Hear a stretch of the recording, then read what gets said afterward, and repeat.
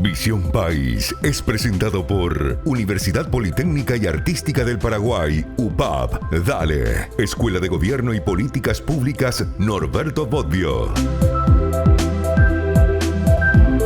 Buenas noches, bienvenidos a Visión País, agradecemos su preferencia. Hoy queremos hablar de lo que un periodista argentino denominó el origen de todos los males, en el contexto de la gestión del Estado. Nos referimos a la corrupción. El tema de la corrupción es un tema que permea la gestión de los estados en el escenario internacional.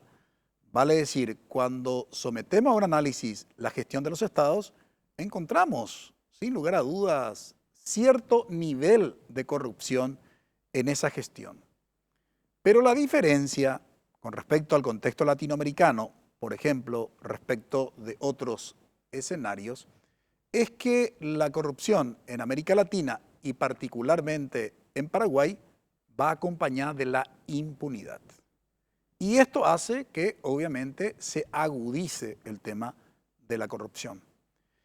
Por eso no podemos hablar en el caso de Paraguay solamente de la corrupción. Necesariamente, como parte del análisis, tenemos que incorporar el concepto de la impunidad. Y como dice aquel dicho, el tango es imposible bailar solo. Cuando hablamos de la corrupción, obviamente también estamos hablando por lo menos de dos actores involucrados. Pero vayamos a algunas cuestiones básicas para poder entender el concepto. ¿Qué es la corrupción? Ustedes pueden visualizar en su pantalla una definición, por supuesto que hay varias, pero por lo menos para aproximarnos al tema. La corrupción es el uso de funciones y atribuciones públicas para obtener o conceder beneficios particulares, desobedeciendo las disposiciones legales y normativas. Es el uso indebido del poder y de los recursos públicos para el beneficio personal o el beneficio político particular. Por otro lado, en relación con los requerimientos, la corrupción requiere como mínimo dos actores. El que corrompe, generalmente el que soborna a alguien, y el que se corrompe, agente pasivo que recibe un pago con el fin de acordar por acción u omisión una ventaja, beneficio o información privilegiada al que corrompe infringiendo o no una norma. ¿Y cuáles son las consecuencias que tiene justamente la corrupción? La corrupción produce costos. Estos costos son las consecuencias que sufre una sociedad por la existencia de hechos de corrupción.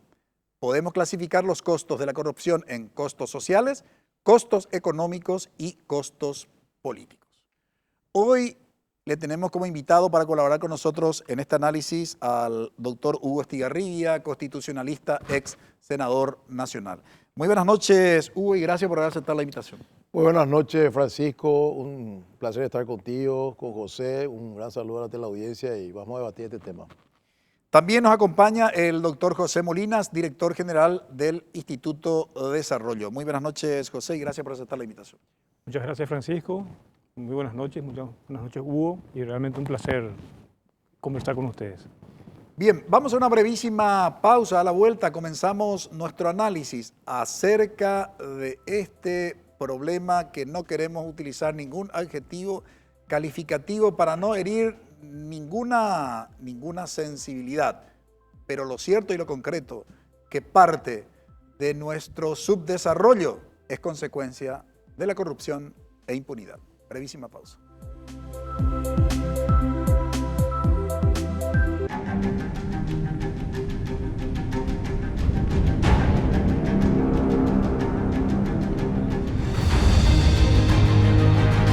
¿Vas a dejar que te quede grande? Inscríbete. UPAP, dale.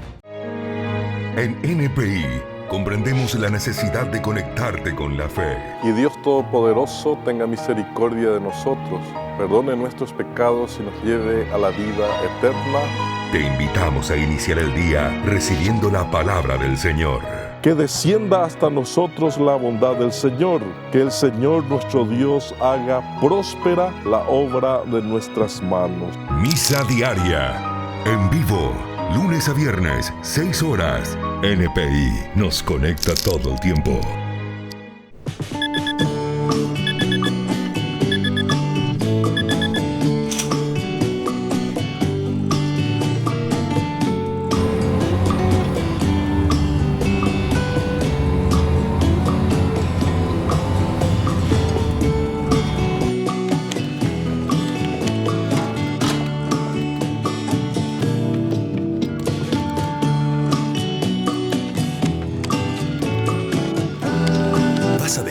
quede grande, volvé a tu carrera. Convocatoria 2024. UPAP, dale. En NPI, el equipo titular del mediodía, nos mantienen conectados a los deportes. Capitaneados por Marcelo Burgos. ¿Es acertada la contratación de Jara Zaguer? Hacemos juntos el análisis más preciso. El hincha de Olimpia está esperando no solamente que se hable, sino que mejore su equipo. Porque Olimpia no ganó, y la pregunta que les hago acá, por un bajón futbolístico normal o se le culpa al campo de juego, como dicen los hinchas. Entretiempo, lunes a viernes, 12 horas. NPI nos conecta todo el tiempo.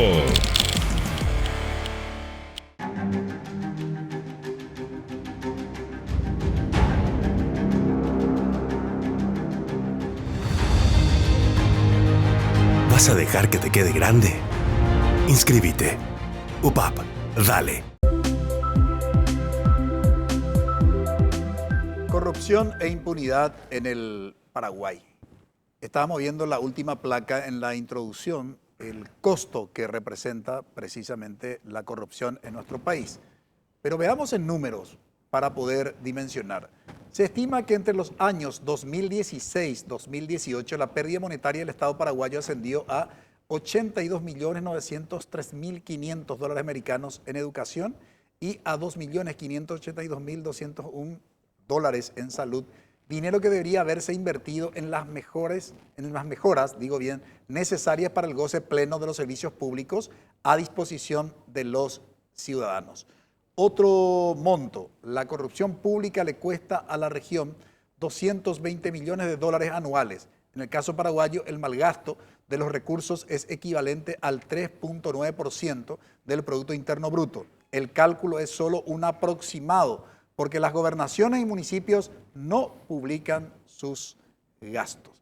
Esto para que tengan una idea de cuánto nos cuesta la corrupción.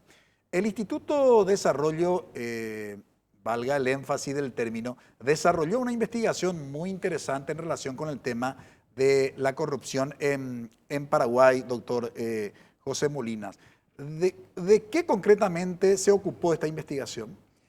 Sí, el instituto encaró una investigación académica financiada por CONACYT en alianza con una profesora de la Universidad de Kansas, de nombre Sofía Vera. Y básicamente las preguntas eran, hay mucho sobre los efectos políticos, económicos, generales, sistémicos de la corrupción, pero si queremos mirar con lupa cuáles son los factores que están detrás, conocemos poco. O sea, se conoce poco en Paraguay y a nivel global. Y para eso se tomó una metodología que es el estándar de oro de la evaluación, y se evaluó el impacto en forma experimental. Eso se llama, es el estándar de oro, se simula en forma aleatoria casos. Entonces uno puede realmente hablar de una causa-efecto. De lo contrario, es muy difícil hacer eso. Y se pudo desarrollar el efecto que puede tener la corrupción en la intención de voto del ciudadano. Y vamos a marcarme el tiempo, ¿verdad? Pero sí, cómo no. Hay un elemento que contradice, una versión que contradice lo que pusiste en uno de los slides, que la corrupción es como el tango que se baila a dos. Sí. Esa es una definición de la corrupción, una faceta de la corrupción. Sí. Y que le llaman corrupción transaccional, que yo te doy algo y vos me das algo. Casi el soborno es para...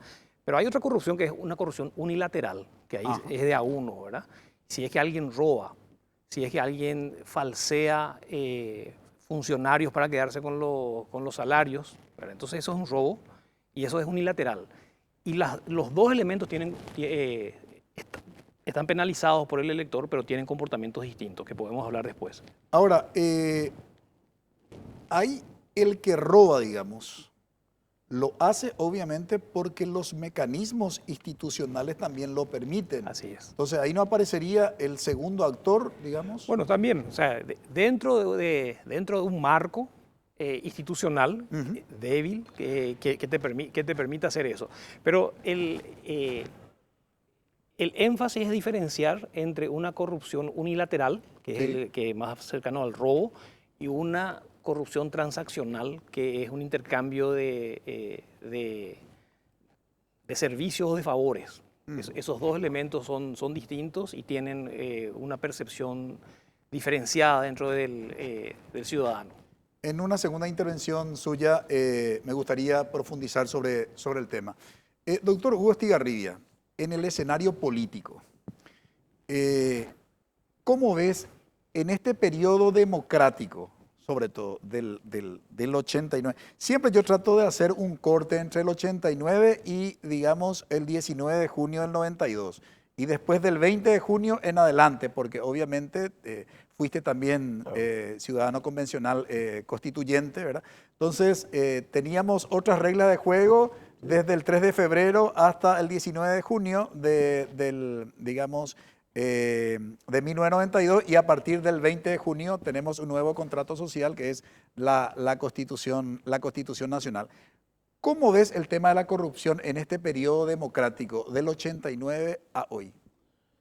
En el ámbito político. Muy grave, muy grave. Yo te extendería a 15 de agosto del 1993 y te voy a decir por qué. ¿Cómo no? Porque la Constitución entró en vigencia el 20 de junio de 1992, pero se implementa recién con el gobierno que asumió el 15 de agosto de 1993. No es un dato menor, ¿eh? Claro, porque el mandato, claro, obviamente, porque vienen las elecciones en abril o mayo del 93, asume la nueva autoridad el 15 de agosto, ya los gobernadores electos, los diputados por departamentos, los senadores, ¿verdad?, asumen el nuevo poder ejecutivo y ahí empieza la nueva recomposición del Estado paraguayo acorde a la Constitución. Por eso que está bien lo que vos decís, muy bien, pero empezó eso el 15 de agosto del 93. Ya.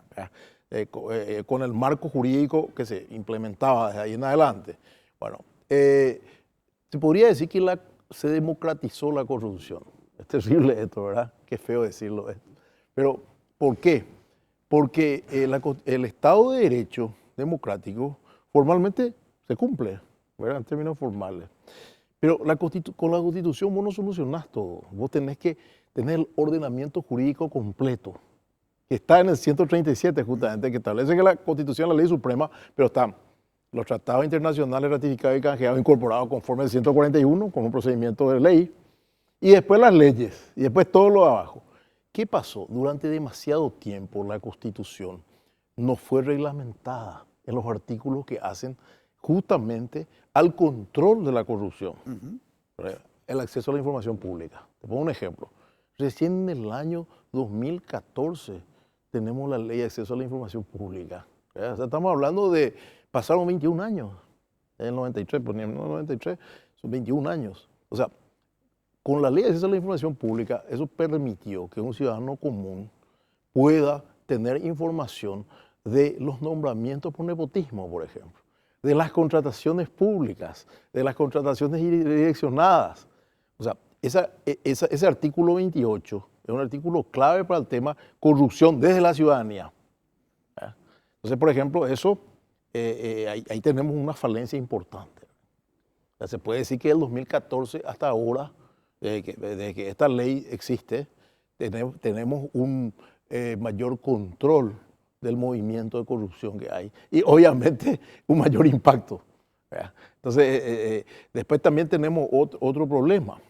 Tener la Contraloría General de la República, que es una creación de esta Constitución, pero tener el Tribunal de Cuentas, ¿qué hacen los intendentes municipales? ¿Qué hizo la Fiscalía, el Ministerio Público y otros?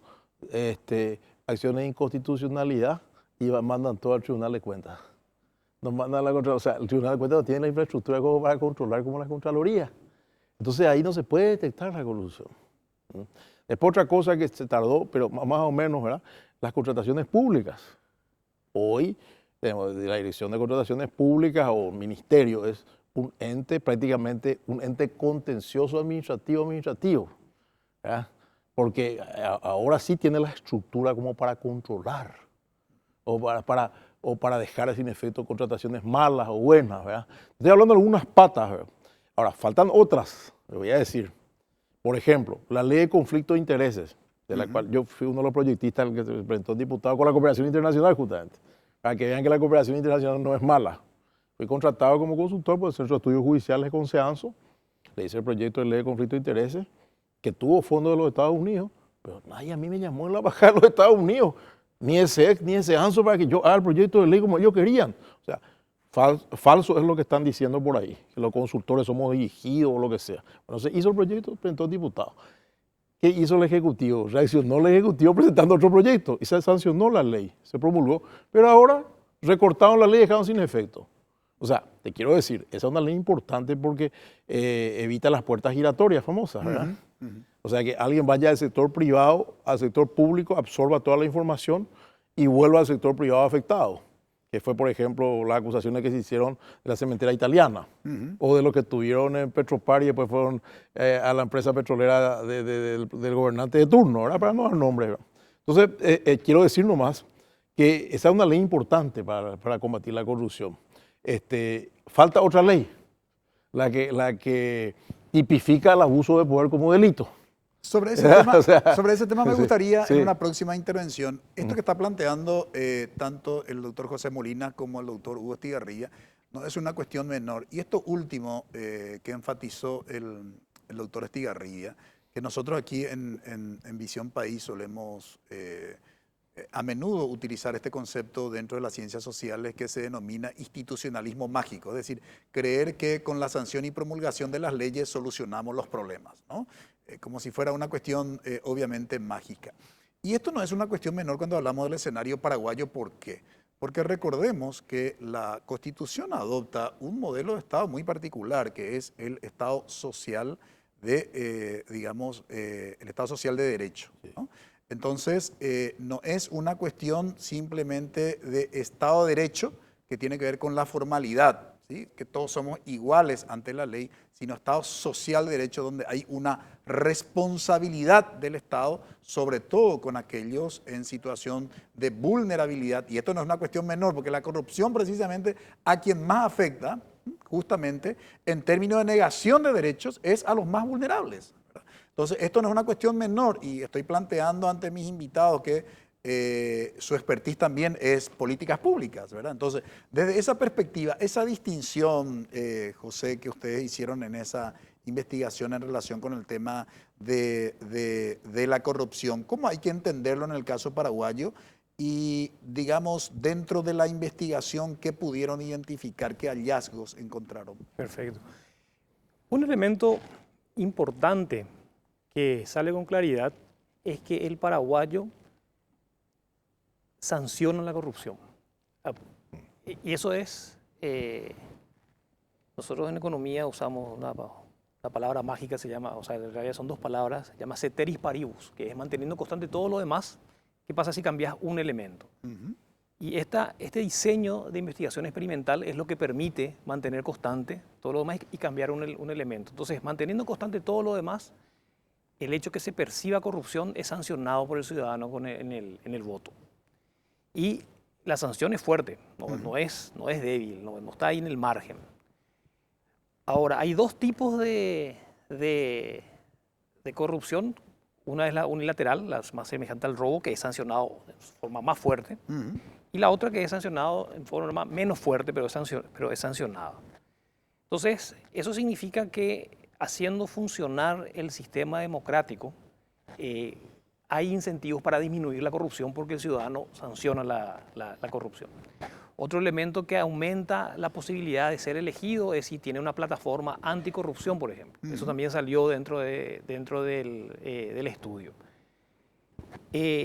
Nos dimos cuenta que, y eso no era tan obvio, que si uno consideraba que la corrupción era generalizada, si la gente iba a ser más tolerante con la corrupción, y se pudo separar el efecto de consideración de corrupción generalizada y la sanción.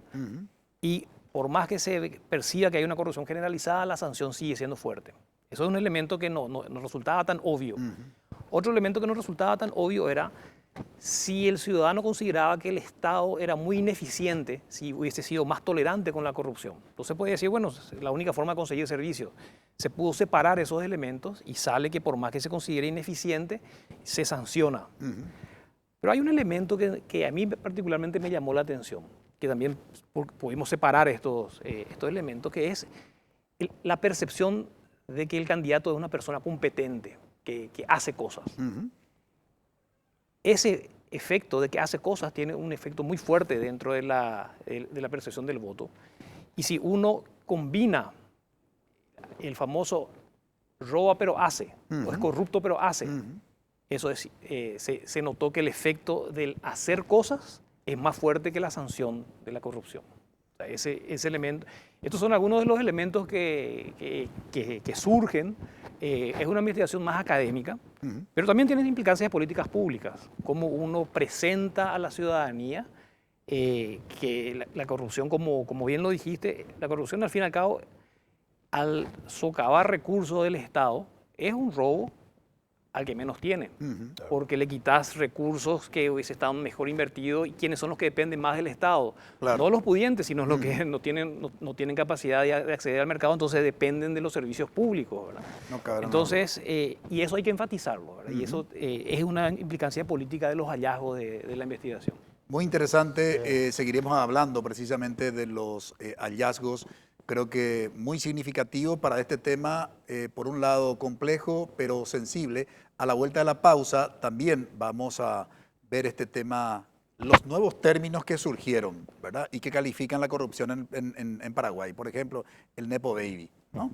Y el tema precisamente de la ley de conflicto de intereses que mencionó justamente el doctor Hugo Estigarribia y que hará un análisis a la vuelta de la pausa de eso y qué se necesita para que realmente esas leyes, ¿sí?, para superar el concepto de institucionalismo mágico, es decir, para que realmente la ley pueda cumplirse. Brevísima pausa.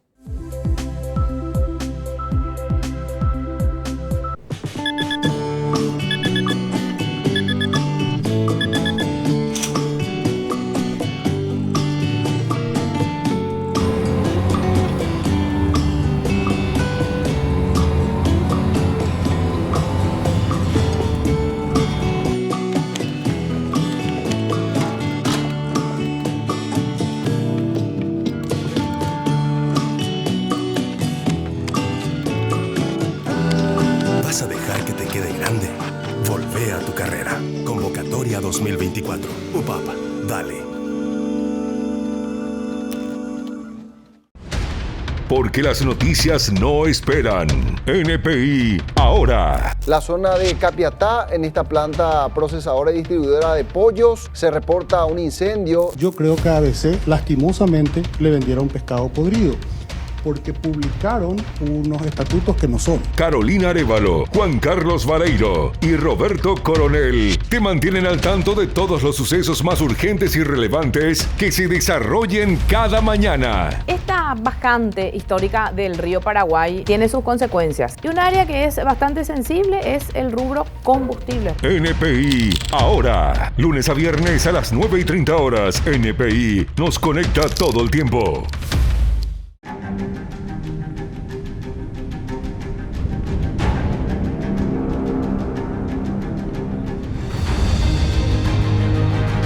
¿Vas a dejar que te quede grande? Inscríbete.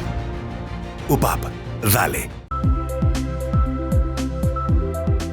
Siguiendo con el tema del costo que representa la corrupción en Paraguay, ustedes pueden visualizar en su pantalla que el 42% de nuestra economía es informal y en este sector también existe corrupción, o sea, la corrupción no solamente en el sector público. Aparte que los municipios y las gobernaciones, como ya habíamos mencionado, no rinden el uso de los royalties. Imagínense si esto incorporáramos, probablemente el costo sería mayor.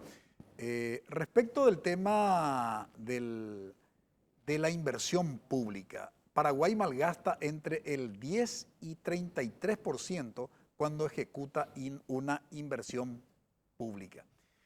El tema de la corrupción, doctor Hugo Estigarribia, generalmente no sé por qué razón y probablemente tu formación, tu expertise y tu experiencia de haber formado parte del Congreso Nacional permita conocer mejor que mi mirada, digamos, ¿no? ¿Por qué se maximizan mucho los hechos de corrupción en el Poder Legislativo, en el Poder Ejecutivo y en algunos casos el Poder Judicial, salvo que alguien haya tenido alguna experiencia de litigio, ¿verdad? Focalice su mirada en el Poder Judicial.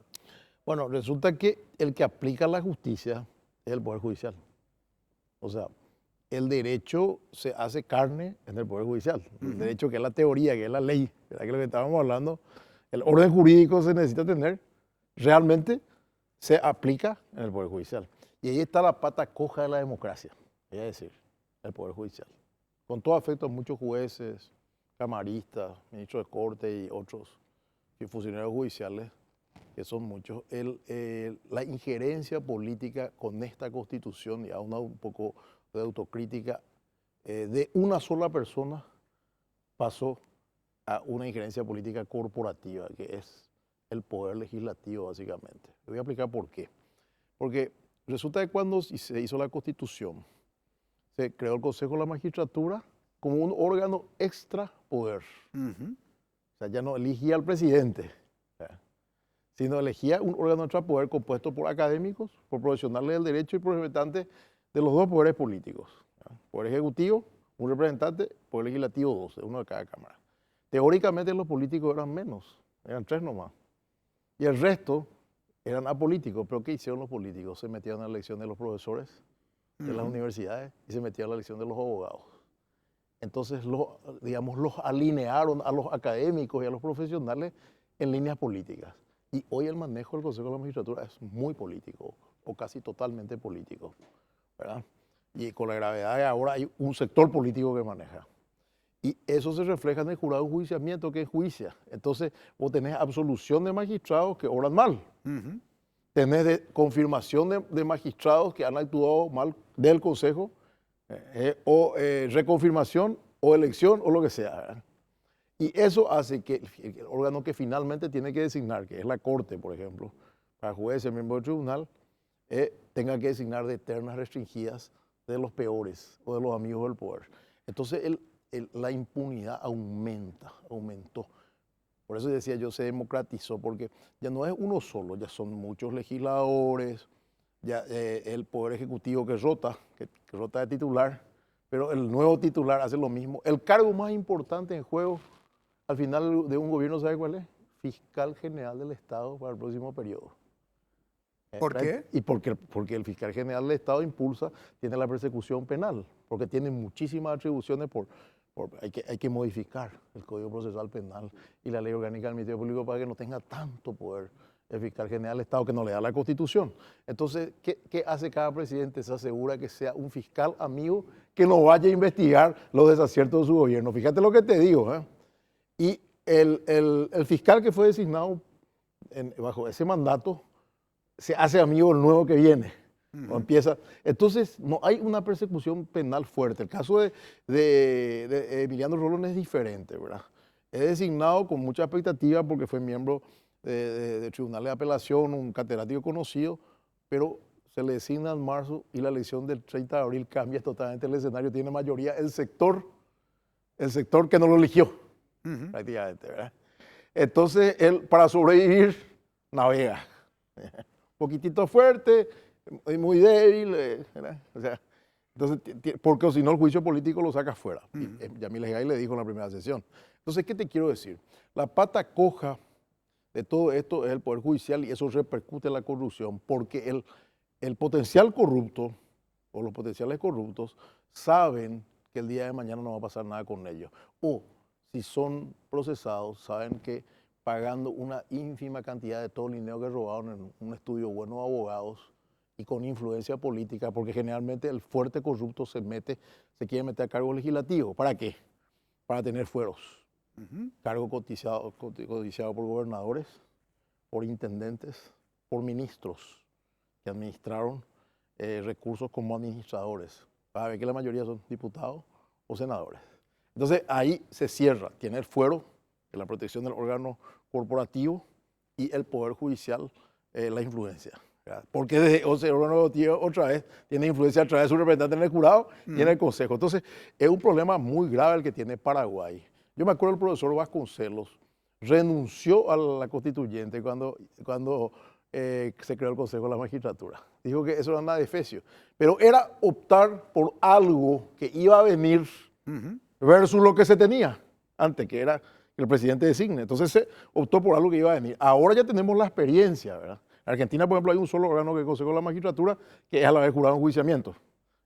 Ya tenemos la experiencia. Más adelante, como yo le digo a la gente, a los detractores, porque buscamos pues, un chivo expiatorio que es la Constitución. La Constitución es la culpable de todo, ¿verdad? Entonces yo le digo, más adelante, en una reforma constitucional futura, podemos ver, pero hay otro detalle, y muy importante, el factor humano. Una cosa fue el Consejo de la Magistratura con el doctor Pacielo, con el doctor Callizo y otros. Y otra cosa es ahora, con los que fueron designados significativamente corruptos, etcétera, etcétera. O sea, el factor humano se ha ido degradando en la calidad de la gente que va. Y eso no es una cuestión, sin lugar a dudas, no es una cuestión menor. Recuerdo que en un momento dado incluso se hablaba de que cada senador y cada diputado tenía su propio juez, su propio fiscal, su propio comisario y su propio ministro de la Corte Suprema de Justicia, ¿verdad? Yo no sé cómo habrá quedado finalmente ese tema, pero se dimensiona las consecuencias de la corrupción, José. ¿Cómo ustedes pudieron, digamos, en este proceso de investigación que desarrollaron, pudieron notar eso? ¿La ciudadanía dimensiona? Bueno, lo que te decía anteriormente, la buena noticia es que la ciudadanía sí dimensiona y sí sanciona. Okay. Ahora, y la sanción, como te dije, no es menor.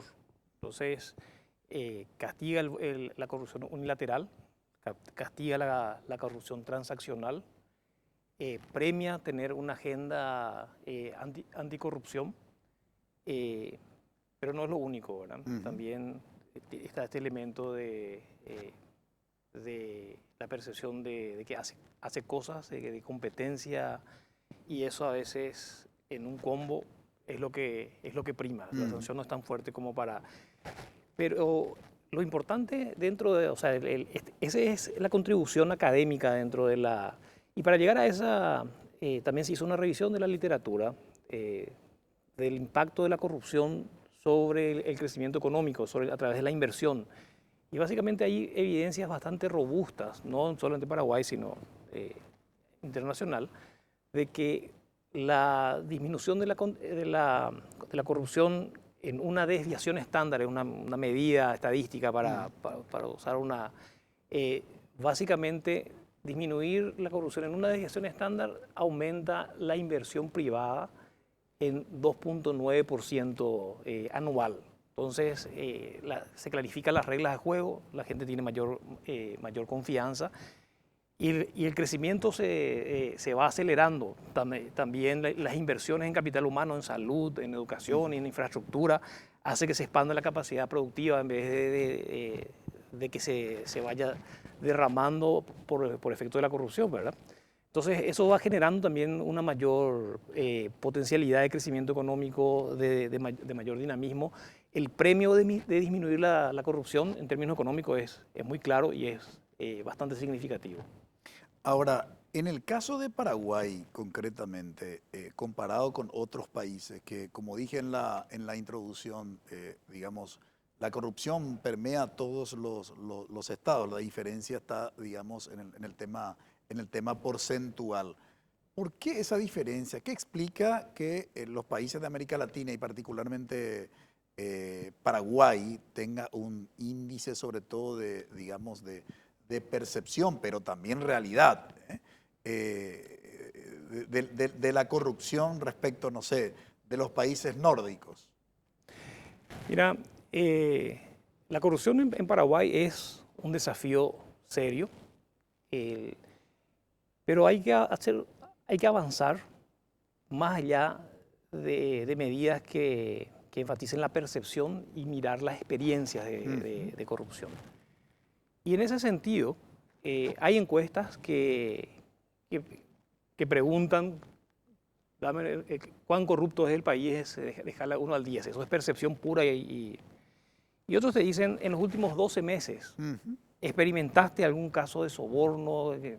Bueno, y lo que se puede observar es que cuando se mide la corrupción en base a experiencias, en el caso de Paraguay, hay una menor corrupción que cuando se mide por percepción de corrupción. Entonces, ese es un primer elemento y tal vez convenga empezar a medir más con estos elementos de experiencias y más factuales que el elemento de percepción, porque nos va a permitir también poder identificar en qué áreas se da eso, o sea, a nivel de instituciones, a nivel de regiones, y creo que hay que ir avanzando en esa dirección para hacer más transparente y más creíble estas medidas que son más accionables. Bueno, entonces creo que hay una agenda de avanzar en nuestras mediciones de corrupción sobre bases de experiencias concretas y movernos más allá de la percepción, que tal vez sea más práctico, más barato, ¿verdad? Pero te da menos elementos accionables, ¿verdad? Ahora, la gran pregunta, doctor Hugo Estigarribia, es si la solución tiene que darse a través de la clase política. Y hoy no solo es una cuestión de percepción, sino de hechos concretos con base en evidencias del nivel de corrupción que hoy caracteriza a los tomadores de decisiones, a la clase política. Uno dice, ¿por dónde habría que iniciar? Por el voto. El arma de la democracia, el voto. Crear opinión pública que crean los medios de prensa a través de la información o de programas como este, y la opinión pública se refleje en el electorado y el electorado en el voto, y que cambien los actores políticos. Por eso el desbloqueo fue una gran, y es una gran herramienta. Yo reivindico a pesar de los ataques que hay. Porque de la lista bloqueada, vos podés elegir el que te gusta.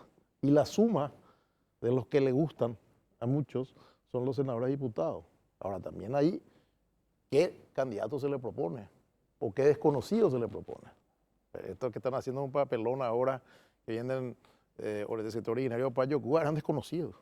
Era una inmigrante, ¿verdad? Otro que vendía pancho, ¿verdad? Entonces, ¿qué sucede? El voto es la gran arma de la democracia. En la medida que nuestro electorado entienda que votando a los mismos de siempre, haciendo abstracción de a quién se le vota, porque este no es un programa político, ni mucho menos, sino un programa que yo creo que tiene un fin educativo e informativo, ¿verdad? Si el elector se da cuenta que votándole a los mismos de siempre, tiene a lo mejor una solución de un telefonazo en su centro de salud o en su escuela, pero ese mismo político se está volviendo millonario cuando él le cae más pobre y toma conciencia de eso, a lo mejor en el cuarto oscuro ya no le vota, finge a lo mejor porque quiere mantener buenas relaciones. Bueno, eso se tiene que dar. Y por otro lado, la propuesta al voto que proponen los partidos y movimientos. Cuidado, las internas de los partidos nadie fiscaliza, porque con la autonomía de los partidos, que está en la Constitución, tergiversado el sentido de la Constitución, la interna de los partidos, vos no controlás en tu mesa, tenés 0 votos, si toda tu familia votó ahí, igual te va a tener 0 votos. En los partidos y movimientos pequeños no hay interna. Entonces, ¿cómo está la representación popular? Viene deteriorada ya de las internas de los partidos y los movimientos. Y ya llega a las generales deterioradas y los finalmente electos tienen este nivel. Y dicen, ¿y cuál es el problema que yo veo? Vos me decís mi experiencia legislativa, así, que quieren aprovechar su oportunidad de pegar el golpe y asegurarse para siempre. Esta es mi oportunidad, este es mi momento, este es el momento de tener lo que a lo mejor no voy a tener, ¿verdad?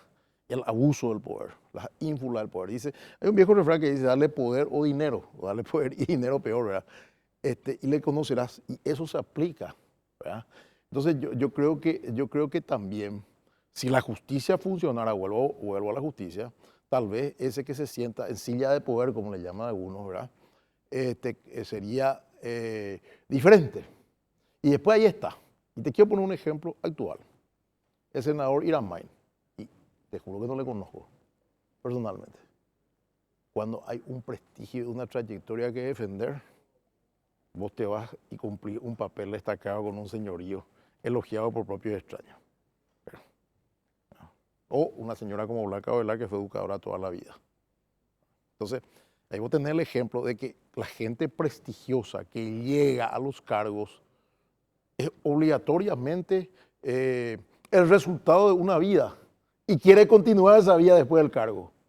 Entonces, los prestigiosos, los destacados, tienen que entrar en la política y no tienen que decir, No, la política es para los bandidos, no me meto, no me arriesgo. Tienen que arriesgarse, tienen que animarse, tienen que desafiar a los de siempre. O sea, en síntesis, la democracia puede vigorizarse si las perspectivas de candidaturas, si los electos y si el pueblo tiene otra actitud, ¿verdad? Que en muchos casos es indiferente. Pongo también como caso testigo lo que pasa con el Partido Colorado. Menos de la mitad de los electores de Colorado le votaron a Peña y también a Marito. ¿Dónde están los otros? Se habla de más de 2.600.000. 1.280.000 le votaron a Peña. ¿Dónde están los otros? Quiere decir que más de la mitad de ese partido no le vota a ellos. Entonces, son cosas que nos llaman a entender que acá hay que interesar al electorado, hay que interesar a la gente buena, hay que interesar a los partidos, porque esta crisis de tener tránsfugas, imagínate un partido de cuadro, un partido de élite como Pachaquería, tiene un tránsfuga.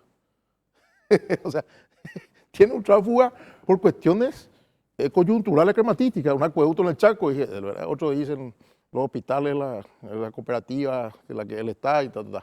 Pero es un partido donde cuidadosamente seleccionaron a su candidato. Igual tiene un tránsfuga. O sea, los despachos populistas y los otros partidos de élite también tienen tránsfuga. Entonces, está la pauta de que los partidos tienen que tener más cuidado en el mecanismo de selección. Lo que están planteando los invitados no son cuestiones menores. Y hay un dicho que dice, cuando Argentina estornuda, Paraguay se engripa. Cuidado con el fenómeno Milei. ¿Quién iba a pensar hace un año, o si quieren un poco más, 2 años, que un personaje político como Javier Milei terminaría con la tradición política del peronismo en Argentina? Es decir, este desprestigio de la clase política, de los partidos políticos, un personaje, porque es un personaje, lo describo así, un personaje por todas sus características, ¿no? Javier Milei prácticamente está depurando los partidos políticos en Argentina. ¿Bien o mal? Estoy simplemente describiendo los hechos, no emitiendo juicios de valor. Dicho esto, lo que plantea el doctor Hugo Estigarribia no es una cuestión menor, porque implica reformar la cultura política de Paraguay. Y cuando yo recuerdo los resultados de la investigación de uno de los prestigiosos politólogos y respetados, Marcelo Lacchi, que justamente dio a conocer los resultados de una investigación que se publicó como libro y tituló Correligionarios, donde demuestra que hay una afinidad, ¿no?, sentimental hacia los partidos políticos y no racional. Uno dice, ¿qué necesitamos hacer para esa transformación y para esa reforma de la cultura política? Dicho con otros términos, ¿qué tenemos que hacer para reducir considerablemente el porcentaje de corrupción e impunidad en Paraguay? Intentaremos responder a la pregunta a la vuelta de la pausa.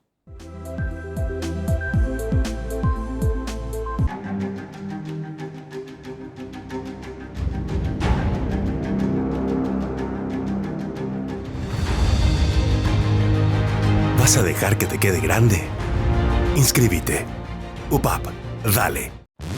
Tu programa matutino imprescindible para mantenerte informado. De la mano de Patricia Vargas y Juan Carlos Vareiro. Lo increíblemente lamentable estado en el que se encuentra esta zona, está prácticamente al lado del Jardín Botánico. Esto es un vertedero clandestino, compañeros. Acompáñanos todas las mañanas mientras exploramos los acontecimientos más destacados. De la zona de Cazapá y Canindeyú estamos hablando de cientos de familias que están prácticamente en ese vía crucis reclamando el acceso a la tierra. Buenos días, Paraguay. Lunes a viernes a las 7 horas. NPI nos conecta todo el tiempo.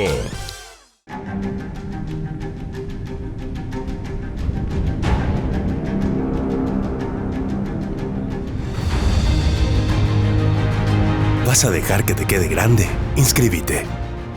UPAP, dale.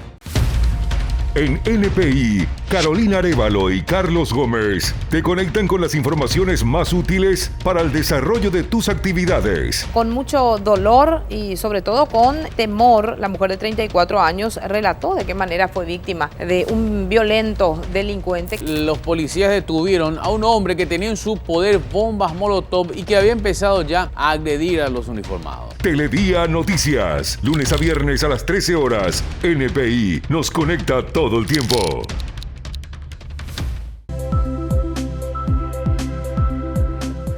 La gran pregunta siempre que nos formulamos aquí en Visión País es si estamos predestinados o no. Obviamente que no. Hay que hacer que las cosas sucedan, dice un dicho. Por tanto, a partir de ese dicho, cuando nos preguntamos, ¿es posible reducir el porcentaje de corrupción? No podemos hablar de eliminar la corrupción. Tampoco, digamos, no somos ingenuos, pero reducir considerablemente ese porcentaje. ¿De qué dependería, doctor José Molinas, reducir los hechos de corrupción y de impunidad en Paraguay? Mira, yo quiero enfatizar lo que ya mencioné y que lo acaba de mencionar también Hugo, que el voto ciudadano es un elemento central, dinamizador y disciplinador. Este hecho que no era tan obvio, que con el diseño experimental que pudimos hacer nos dimos cuenta que hay sanción, es alentador. O sea, el hecho de que haya una sanción y que la sanción no sea poca es un elemento que dice, bueno, el voto más tarde o más temprano va a influenciar hacia una disminución de la corrupción. Ahora, lo que sí, la dimensión temporal es más compleja de analizar. Eso más tarde o más temprano puede llevar mucho tiempo y pueden haber procesos de aprendizaje de la democracia que para nuestros gustos llevan demasiado tiempo. Fíjate lo que ocurrió entre el 89, hubo un periodo, después del 89 hubo un periodo de crecimiento económico y después hubo un estancamiento que uno miraba en el 2001, los datos de crecimiento, y estábamos al mismo nivel que 20 años atrás. Básicamente 20 años sin crecimiento. Y ya en democracia no crecíamos, ¿verdad? Casi tocamos fondo con el default selectivo en el 2002. Del 89 al 2002, 13 años. Y bueno, eran reglas democráticas, pero nosotros no sabíamos gestionar acuerdos. Entonces, a partir de ahí se aprendió, al menos en la parte macroeconómica, cómo se generan acuerdos sostenibles, políticas de Estado, que nos falta llevarlo a otras áreas. Pero es un elemento donde la regla básica democrática, más en la primera década, no daba resultados económicos. Entonces, estamos en la dirección correcta, pero puede llevar tiempo, ¿verdad? Entonces, yo creo que esa perspectiva temporal hay que tenerlo. Y a mí me parece que en algún momento se van a tener que corregir ciertas estructuras de incentivos que no están alineados y que dificultan más, ¿verdad? Estructuras legales, institucionales, ¿verdad? Que vamos a tener que... Pero creo que el germen está allí, el germen que va a generar el cambio, el voto ciudadano disciplinador contra la corrupción, es el elemento que está en Paraguay y que vamos a tener que aprender a hacerlo más efectivo, como nos pasó en otros ámbitos. Ante la pregunta, ¿por qué necesitamos reducir el porcentaje de corrupción en Paraguay? Miren su pantalla en relación con este estudio hecho justamente por el Banco Interamericano de Desarrollo. Había publicado que el 25% de los presupuestos en salud pública son perdidos por mala gestión o por corrupción. Imagínate lo que esto significó para el Ministerio de Salud Pública en el 2020, cuando se le aumentó significativamente su presupuesto y se le solicitó ejecutar los recursos rápidamente. Doctor Hugo Estigarribia, ya tuvimos nosotros varias experiencias, 2 a nivel nacional, elecciones generales. Fernando Lugo Si bien algunos dicen sí, pero llegó con el voto del Partido Liberal, pero esto de que algunos solamente votan a su partido, Lugo no estaba afiliado al Partido Liberal, ¿verdad? Y yo creo que los liberales que le votaron a Lugo, un grupo de colorados también que le votó a Lugo, le votó probablemente como consecuencia del hartazgo de los candidatos de los partidos tradicionales. ¿Sí? Tuvimos el último fenómeno, Paraguayo-Cubas, ¿verdad? Que también un fenómeno muy peculiar, podemos compartir o no compartir, pero obtuvo más de 500.000 votos, un dato que no es menor para el análisis. Luego tenemos cuestiones más distritales, el caso de la Municipalidad de Asunción, que, bueno, el primer fenómeno fue el caso de Carlos Filisola, el segundo fue Mario Ferreiro, ¿verdad? Y el caso, no menor siempre, de Ciudad del Este, ¿verdad? Que es un feudo de una familia, digamos, ¿no? De un partido tradicional, y que sin embargo llega un muchacho, ¿verdad? De un movimiento independiente, o por lo menos no vinculado a un partido tradicional. Vale decir que al hablar del fenómeno Milei, ¿verdad? Del voto hartazgo, como dicen los argentinos, el voto bronca, de alguna manera nosotros ya tuvimos esa experiencia. ¿Qué pasa por la cabeza de los partidos tradicionales que se creen con un nivel de impunidad algunos de sus actores cuando llegan a cargos de alta responsabilidad política y que, digamos, están involucrados en hechos de corrupción? Bueno, yo creo, repito, ellos están casi seguros que no van a ser tocados o que si son tocados van a quedar impunes. Entonces, eso aumenta la posibilidad de corrupción. Después, otra cosa, los fenómenos de Ciudad del Este y lo que citaste de Asunción, que tiene un electorado crítico. Seamos realistas, o sea, Nakayama pierde con Nenecho porque se dividió con Joana Ortega. O sea, son estrategias equivocadas de los opositores, donde el voto consciente le puede hacer ganar, se dividen. ¿Ya? Sin embargo, en Alto Paraná fueron unidos. Ya que vamos a hablar de casos más, fueron unidos y muy debilitados los Zacarías, prácticamente fuera de juego. El enfrentado con Ulises Quintana, nada más y nada menos, que tuvo un problema de enriquecimiento ilícito y vinculación con el narcotráfico, el periodo anterior al diputado, ¿verdad? Entonces, se dieron coyunturas que permitieron que otro tipo de gente asuma. ¿Verdad? En el caso de Ciudad del Este se necesitaba un cambio radical y es un electorado bastante pensante. Hay que entender que mucha de la gente que vive en Ciudad del Este es gente que va a la tierra prometida, a la tierra de oportunidades, a trabajar, a crecer económicamente. Y quiere una ciudad con buena infraestructura. ¿Verdad? Y vos te vas a Ciudad del Este y tiene una buena infraestructura. No es que yo le estoy elogiando a los esteños porque sí, ¿verdad? O a Encarnación, por ejemplo. Encarnación. Bastión Colorado ha perdido. Debería citar. Luis It, segundo periodo ya como intendente. El departamento de Itapú en manos liberales, tradicionales de Colorado. ¿Por qué? Porque tiene un electorado pensante, trabajador. Si uno va a las colonias itapuenses, por ejemplo, o se va a Fran, o incluso el puerto Trociú, prácticamente, que es una familia que ha desarrollado tremendamente eso, pero la colonia japonesa y todo, te das cuenta que hay otro Paraguay. Otro Paraguay, ¿verdad? Lo mismo Alto Paraná, Santa Rita y toda esa zona. Entonces, yo creo que a la medida que aumenta la conciencia ciudadana, la capacidad del elector de decidir, que las necesidades estomacales, yo le llamo, con mucho respeto al estómago y al concepto, ¿verdad? Que se supera el problema de estómago, la necesidad básica y satisfecha y te permite pensar y discernir, ¿verdad? Y qué es lo que puedes votar o no votar en la medida en que tengas un electorado más educado y con menores problemas en lo que refiere a alimentación, a vestido, a salud y educación, va a cambiar la política. Caso testigo, Chile, Uruguay. Chile y Uruguay son dos países con una clase media bastante alta. Chile tuvo un problema de asimetría y hay mucho enfrentamiento, una izquierda y una derecha muy bien dividida, 50 y 50. En Uruguay el caso, ahora tenés vos las encuestas previas marcan otra vez Frente Amplio, o sea, una alternancia permanente, ¿verdad? Un sector y otro. ¿Por qué?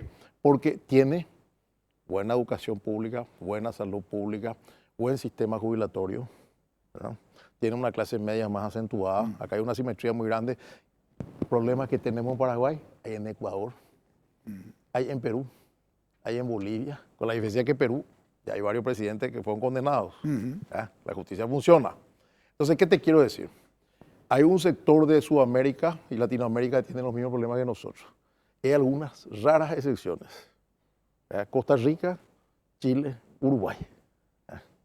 Entonces, y vos mirás y decís, bueno, en estos lugares hay un nivel educativo bueno, hay una clase media buena, hay seguro social bueno, hay educación pública buena, hay salud pública buena, y el elector entonces puede pensar en lo nacional, en elegir a los mejores. Quiero cerrar porque la reflexión realmente es magistral. Muchísimas gracias, doctor José Molina, por colaborar con nosotros. Muchas gracias. Muy amable. Muchas gracias, doctor. Muchas gracias, un placer. Muy amable. Brevísima pausa. A la vuelta presentamos nuestra conclusión.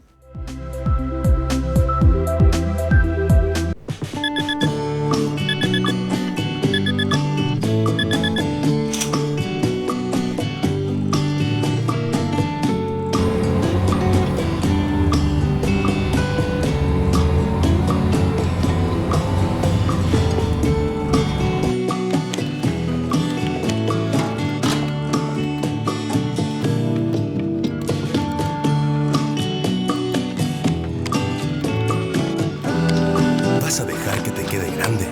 Volvé a tu carrera. Convocatoria 2024. UPAP, dale. Porque las noticias ocurren en todo el territorio nacional. Robert Figueredo y Diego Casal. Parlamento aprueba abusiva jubilación VIP de legisladores. Un hombre casi aplastó a su expareja en pleno centro de Hohenau. Nos conectan tierra adentro con corresponsales en cada punto del país. Delincuentes vestidos con uniformes de la policía para cometer asaltos. Al chofer del vehículo le despojaron de 25 millones de guaraníes. Este hecho ocurrió sobre la ruta PI-03. Desde el interior, lunes a viernes, 5 horas. NPI nos conecta todo el tiempo.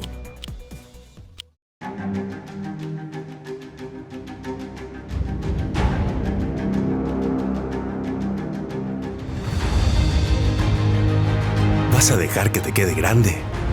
Inscríbete. UPAP, dale. Corrupción e impunidad en Paraguay. Cuando nos preguntamos cuáles son las formas de corrupción en Paraguay, identificamos varias formas. Entre ellas, lo tenemos el fraude, que consiste en la utilización deshonesta de los recursos públicos y la comisión de actos ilegales para beneficio personal. Entre otros, tenemos el abuso del poder.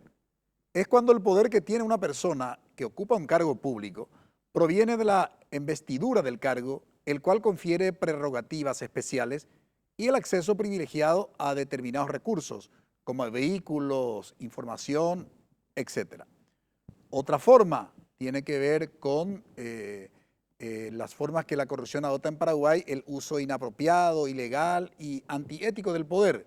Constituye un acto de corrupción que se denomina abuso de poder y puede adoptar a su vez diversas formas, tales como nepotismo, que consiste en la contratación de familiares para cargos públicos sin mecanismos de selección apropiados, conflicto de intereses, es decir, cuando en el ejercicio de un cargo, ante determinados actos administrativos, coalicionan los intereses personales con los institucionales propios del cargo.